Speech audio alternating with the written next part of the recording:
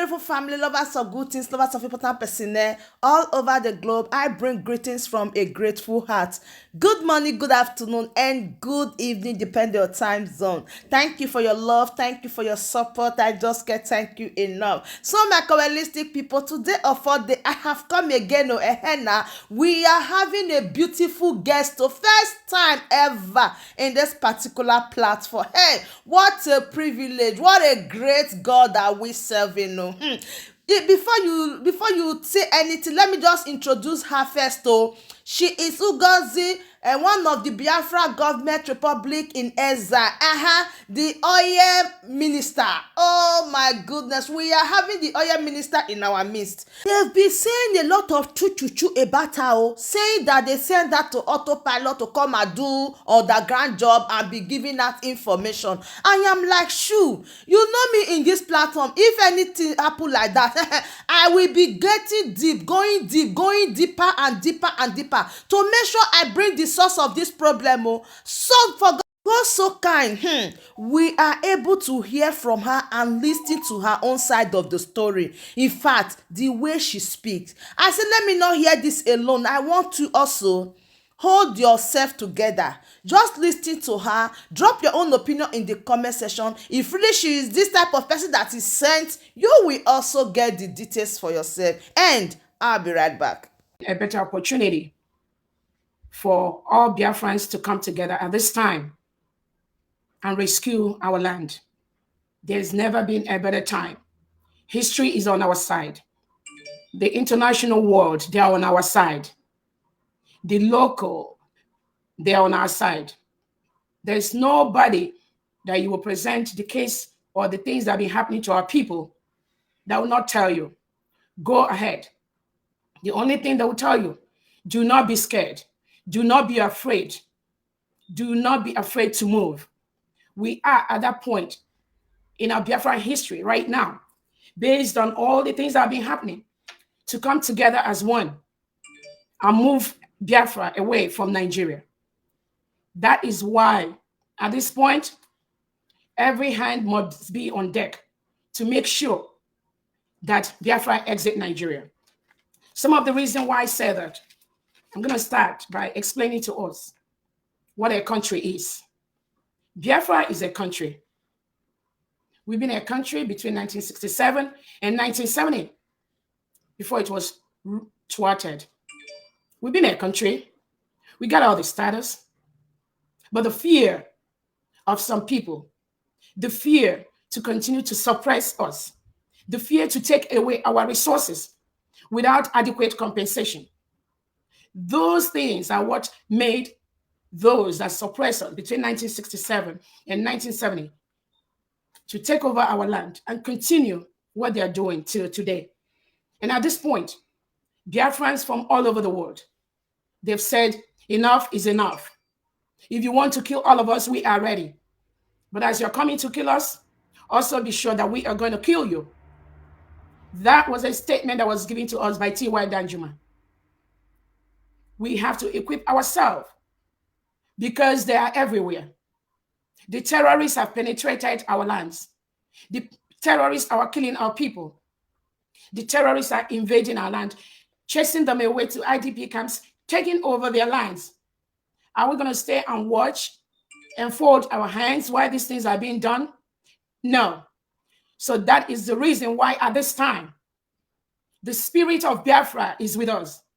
The millions of children that were massacred between 1967 and 1970 and still being massacred today, those spirits have risen up and said, enough is enough. We are a country. Biafra is a country. And we've met all the statistics, all the requirements that made us to be a country. We cannot wait for anybody to give us our country because we have made the criteria. One of the first criteria for being a country, based on the 1933 New World Summit in Montevideo, Uruguay, which was convened by Franklin Delano Roosevelt. In attendance in that conference was United States of America. Mexico was there, and 18 nations from Central and South America. The Caribbean was there too. In that World Summit, the criteria to be a country includes 1, a settled population. We have a settled population. The old eastern region of Nigeria, we've settled there for years. So we met that number 1 criteria. The second one is a defined territory, a defined geographical area. We have a defined map, and all of you can see that our Prime Minister recently produced the updated map of Biafra. We have a defined territory. We have a defined geographical area. That's the second criteria that made us 16 states. We have the Aqua Cross Nationality Council with 6 states, and we have the Niger Delta Nationality Council with 10 states. Overall, Biafra has 32 states, and each of these states have 15 local government areas, and each local government area have 5 districts. So we have fully defined and convinced the international body, based on the 1933 New World Summit in Montevideo, Uruguay. Biafra has Kenya to Nigeria, and how he's languishing in the DSS custody. 2 courts in Nigeria, fully instituted courts with all the powers, have acquitted and discharged Nnamdi Kanu. The United Nations Working Group on Arbitrary Detention, of which Nigeria is a member state. When you are a member state of a UN committee, you are bound by the laws of United Nations. So Nigeria is a member state of the United Nations. The United Nations Working Group on Arbitrary Detention, this member state, which has human rights obligations at both the regional and universal levels, have ordered the immediate release of Nnamdi Kanu unconditionally, and to reimburse him with adequate compensation for the arbitrary violation of his fundamental human rights. This UN committee has recommended, has instructed that Nnamdi Kanu should be released unconditionally. Nigeria is a member of this United Nations committee, unconditionally, and compensate him. Since last year, since 2022, up till today, that has not been done. The current Nigerian government and his legislators have refused to release Nnamdi Kanu. What did Nnamdi Kanu do? Nothing. Absolutely nothing, except what we are doing now. Self-determination is not a crime. It is a right. It is allowed by the UN Charter, by the OAU. Self-determination gives the indigenous, the citizens, the power to determine how they want to be part of a system, how they want to be governed. We have the right. It is our basic right. That is exactly the only thing Nnamdi Kanu was doing. But instead of the government to respect that opinion, they started killing people. They started killing everyone. Anyone that talks about self-determination, they eliminate the person. They kill them. That was how they ended up bringing Nnamdi Kanu from Kenya to Nigeria. Because of that, Biafrans have been calling for referendum over the years. Peaceful referendum over the years.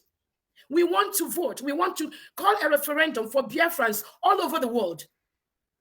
Because of the bad leadership in Nigeria, Biafrans are scattered all over the world. They live in droves. And we cannot continue to be visitors in other people's land, excel in other people's countries, while our own land is being ravished, while our people are dying of the basic health care that they need, basic amenities, they don't have it. And that is why we want to go home and make sure that our people get those services that we deliver abroad to other people to benefit from. We want our people to also benefit from that. That is all Nnamdi Kanu was calling for. Self-determination. Give our people the right to decide how they want to be governed. But no, because Nigeria is a country where there is an agenda. There is an agenda by those in power So any other thing becomes an opposition. If you speak your mind, you become an opposition. You become a target. If you express yourself, you become an opposition. You become a target. If you march peacefully on the streets, unarmed, you become an opposition. You become a target. They kill you. How long are we going to continue to allow such heinous crime to be committed against our people? That is all Nnamdi Kanu was asking for. That is the only thing he requested for. And Nigerian government, with his agent, they planned. And with some insiders, we all need to know. Is the rat inside the house that told the rat outside that there is meat in the kitchen? But those people didn't know that the major tactics that Fulani uses to get people is divide and conquer. If they come into your house right now and they see that, maybe I have 3 or 4 children, I love this one more. When Fulani comes in there, what they will do, they will get another child of mine and pay that one money to attack the other one. That's how they rolled over the years. And they're doing that in Nigeria today, as of today that we are talking. How long are Biafrans going to continue to allow the Fulanis to use them to fight each other, to sell each other? That was how Nnamdi Kanu get up where he is right now, languishing in DSS custody, dying. Recently, we heard there was a breakout of tuberculosis in the cell where he was. He was having nose bleeding. What did this poor boy do? Poor man do? What did he do? Except let my people go. Call for a referendum. And that is how he is there today. So the court, about 2, has said, let this man go. The United Nations Working Committee has said, let this man go. But the Nigerian government has refused. With the legislators, because once they buy them over, anything they say, they believe with them. They are still holding that man, denying him access to proper medical care. The Biafran Medical Practitioners Board, they've written to the government, they've written to the world leaders to compel President Buhari to allow Nnamdi Kanu to get an expert care outside the dungeon, outside the prison. That guy is slowly dying there. They refused. What part of the world do you have somebody who is just propagating for self-determination? You plan with the Kenyan government. You just, without going through the normal process, and you just move him into Nigeria and lock him up, thinking when you lock him up, self-determination is going to die. Really? It does not work that way. The kidnap and rendition of Nnamdi Kanu from Kenya to Nigeria has made some people that ordinarily they were not interested in what Nnamdi Kanu is saying. It has pushed them to come out and let the world know there is nothing wrong that Nnamdi Kanu did. All he's asking for is fairness, equity, justice, which is a hallmark of the growth of any nation. How can you grow a country where there's no equity? Major positions in the country, you divide it among your kinsmen. There's no justice. Some people are meant to be in jail. Some others are not meant to be in jail. There's no peace. All these terrorists that come from the Sahel, they were brought in by those that are the key players in Nigerian politics. They don't come for peace. The Fulanese, they don't come in for peace. They come in as herders, as marauders, and they move from one state in Nigeria to the other, displacing the indigenous citizens as they're doing this. If you refuse to be displaced, they will kill you. We've seen horrific pictures. And anybody that needed more information after my broadcast, give me your email. I'll be willing to send you the facts, the figures, the information that you need. They take over people's land. They kill them. They maim them. They butcher them. They rape their women. And they take over their homes. Not just in Biafra land. It happens all over Nigeria. We saw what happened in Benue, in the IDP camp. People were chased away from their original homes. And they still went to the IDP camps, where the government put them so that they will calm down. These Fulani marauders still went to the IDP camps on Good Friday, this past Good Friday, and killed over 30 or 40 in Benue State, Nigeria. in IDP camps, and they target mostly the male children, the male youths, because they strongly believe maybe the male will come and fight back. How can we, the international world, how can we continue to exist in a country where these marauders come in with AK-47, sophisticated weapon, and they kill us? So we just sit and watch as they kill us and maim us. And this has gone over the years. It happened in Southern Kaduna. They are killing with impunity every single day. We see where their people are being massacred.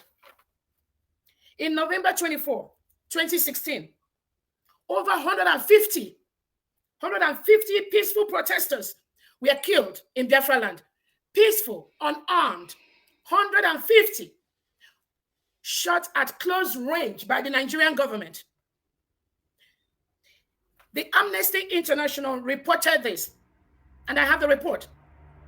The Nigerian government, they sprayed acid. Acid were sprayed on innocent Biafrans just because they are conducting a peaceful march. We want to say how we want to be governed. We want to be part of the process.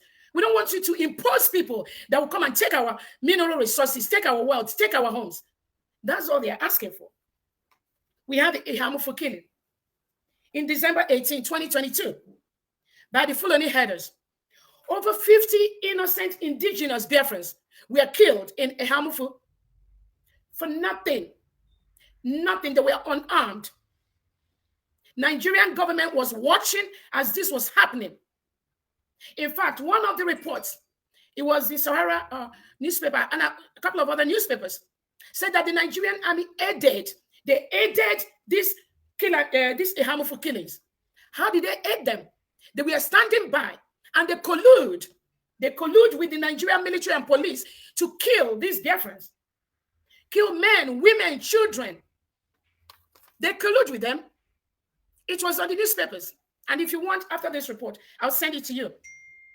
How can we have the people, the military, that's supposed to protect us, protect the lives and property of the citizens, and the police that was supposed to protect us, now turn against to aid the terrorists to kill these people because the government supports them? And then when our people, when our young men and women, when we try to resist, the Nigerian government will send the army to attack us. When we try to attack these terrorists that are coming, they will now send a higher weapon. They will bring the aeroplane, they will bring the jets, they will bring the fighter, the bomber jets, they will bring everything. Because these military equipment Nigerian government have, it is our tax, it is taxpayers' money. But when the Nigerian government and these administrators, remember, it's not just the government, it's also these Biafran governors, the Southeast governors, South governors. They collude with the government. When they see that they cannot withstand our men and women, what they do, they send the military to attack us. We all see the recent Aba march, the march in Aba by indigenous people of Biafra. Indigenous people of Biafra are never terrorists. We stay in our own land. But for the Nigerian government to continue to do the killings, to suppress and oppress us, they term IPOB terrorist. Tell me where in the world you have seen any IPOB member coming to conquer, occupy somebody's territory and kill. We don't do that. We don't do that. But why did President Buhari do that?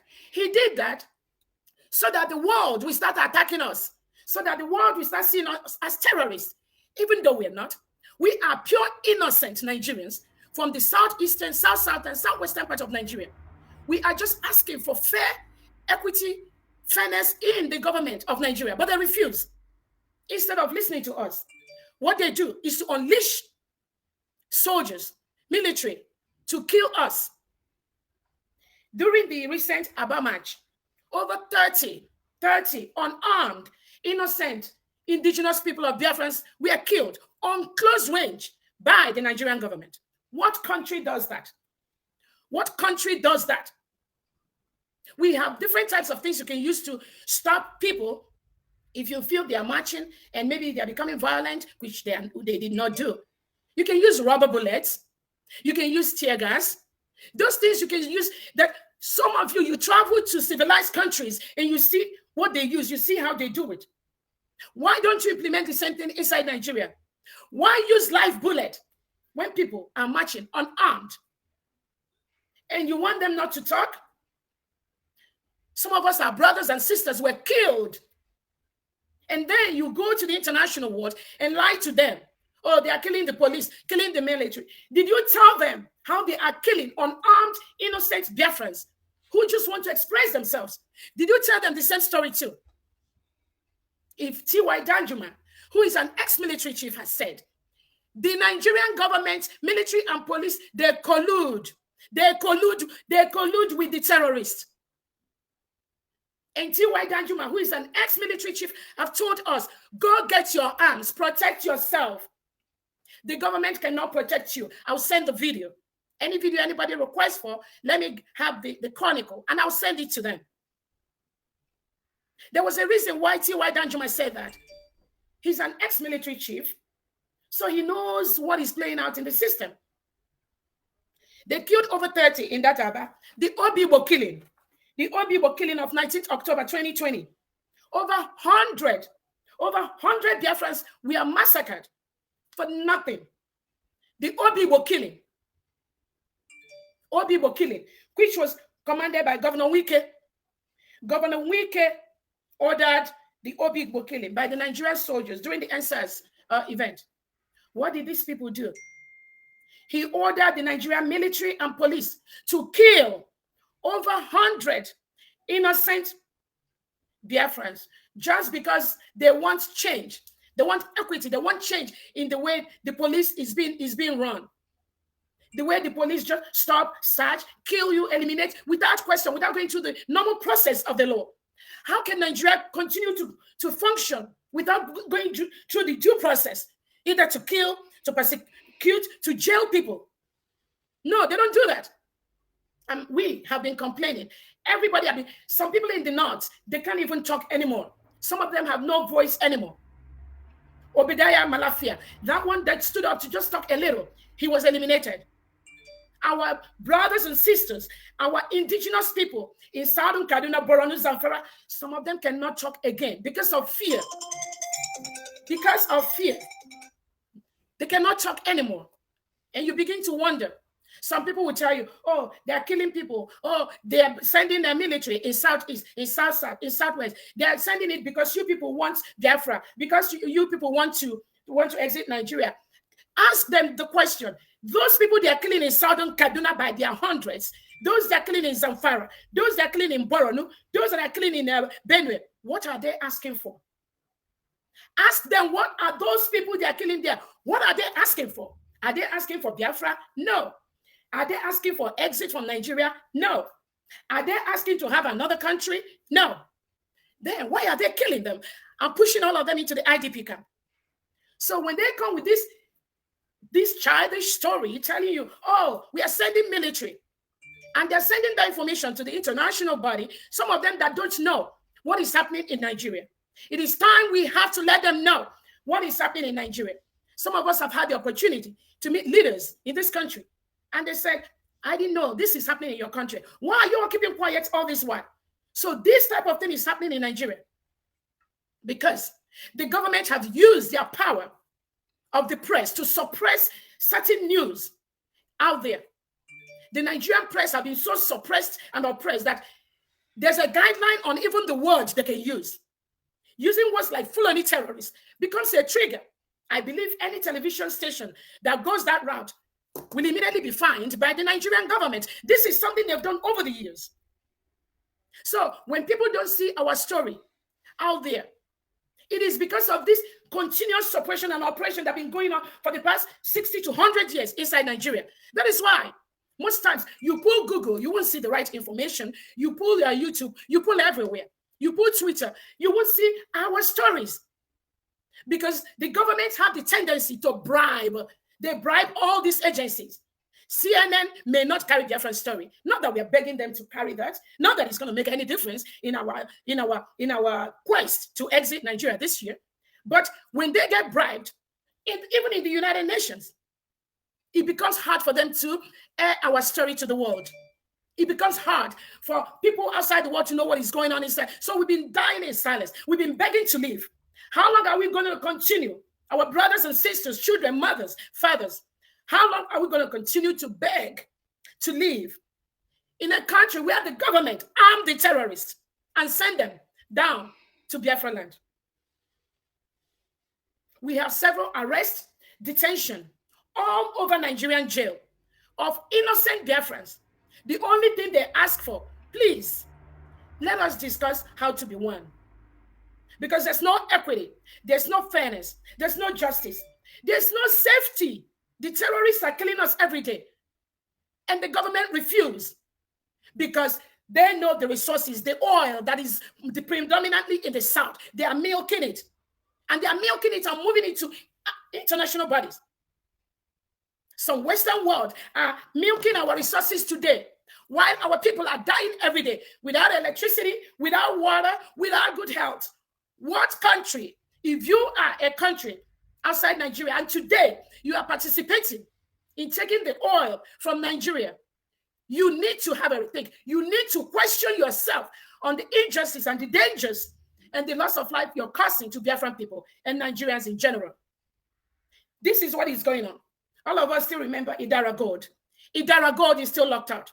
Poor innocent girl from her 19-year-old, she's still locked up today because Buhari believes that Idara Gold is talking about Biafra. What did she do? What did the innocent child do?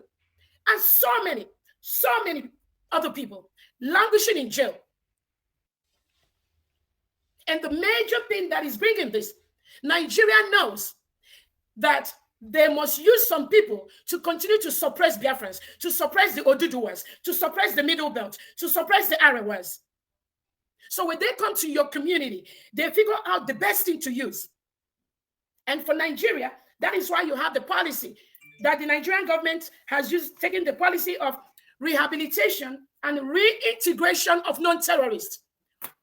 What country in the world rehabilitates and reintegrates non-terrorists into their military, police, army, air force, everywhere? What country does that? And then you have the guts to say that IPOB is a terrorist organization. But you, President Buhari, Nigerian legislators, you passed the law. Because I believe before any policy becomes activated, the legislators have to pass it. The House of Rep and the senators. You passed a law for Nigeria to rehabilitate and reintegrate non-terrorists into the security system of Nigeria. What do you expect? What do you expect? When you see Nigerian military burning, using the gun, you all have the video, using machine gun to be on close range, burning, shooting, burning people's home, shooting them at close range. And they don't care. Where do you think those people are coming from? The indigenous Nigerian military and soldiers that are trained, they don't do things like that. But because the Nigerian government has passed this policy to reintegrate and rehabilitate non-terrorists into the Nigerian military, police, that's why the chaos, and they know the reason why they did that. That's why when they go to Biafra land, they don't care because they have an agenda to meet. Kill, maim, occupy, rape, it don't matter. And because of their orientation, they come from a different orientation from the Sahel, different religion, different ethnicity, different background.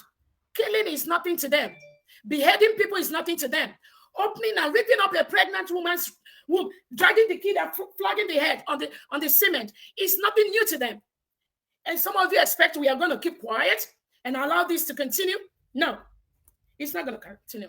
Let me stop there. Thank you. So my wonderful family, that brings us to the end of this update. Do well to like the video, share, and subscribe. Thank you, and bye-bye.